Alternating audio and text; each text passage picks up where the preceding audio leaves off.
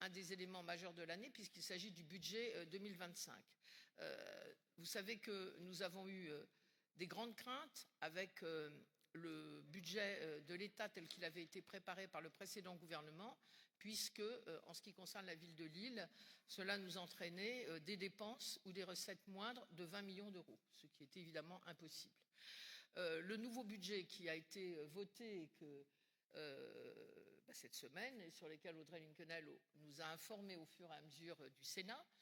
Ce nouveau budget porte une dépense lourde pour les collectivités territoriales comme les villes, c'est l'augmentation de la CNRACL, c'est-à-dire des cotisations qu'on verse pour les assurances diverses des agents.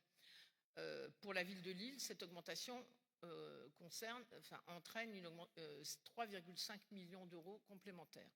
Nous avons réussi, et je remercie Marion Gauthier, l'ensemble des conseillers et adjoints, qui tout le monde a travaillé pour cela. Et je voudrais aussi remercier les services des finances. Elle est là.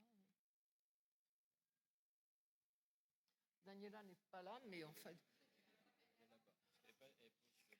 Ah, parce qu'elle est sur leur PowerPoint. Bon, Daniela Boisard particulièrement et tous les services que tout le monde y a contribué, mais elle particulièrement, qui ont permis qu'on présente ce budget. Alors pourquoi le présente-t-on maintenant alors qu'on peut encore avoir quelques hésitations puisque le budget vient d'être voté et que nous n'en avons pas encore l'ensemble des éléments précis et qu'il pourrait nous arriver des mauvaises nouvelles. Les plus grosses mauvaises nouvelles ne seront pas là, mais il pourrait y en avoir quelques petites. Nous avons néanmoins décidé de voter le budget aujourd'hui afin de pouvoir, dès le mois de février, verser 50% des subventions aux associations. D'habitude, nous versons 80%, mais nous espérons bien voter dès le mois d'avril, s'il n'y a pas de mauvaises nouvelles, 30% complémentaires à l'ensemble des associations.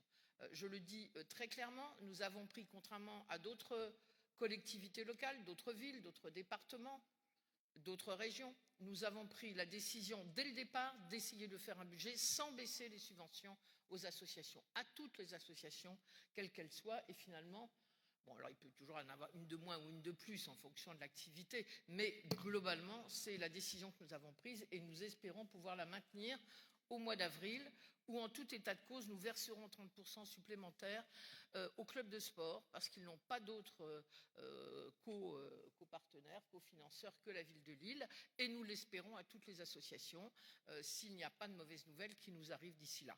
Voilà, donc je voulais bien redire cela, parce qu'il y avait eu...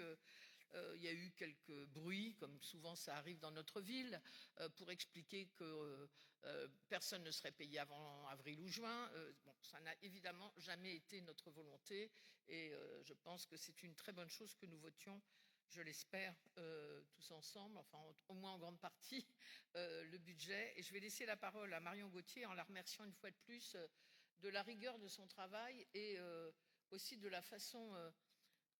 j'allais dire très politique, au sens où les valeurs les plus importantes qui sont les nôtres, c'est-à-dire les investissements, par exemple, sur les transitions écologiques ou sur nos équipements et sur nos écoles, et le fonctionnement vis-à-vis des associations ou de la solidarité ont toujours été les priorités. Elles le sont encore dans ce budget. Voilà, Marion, à toi.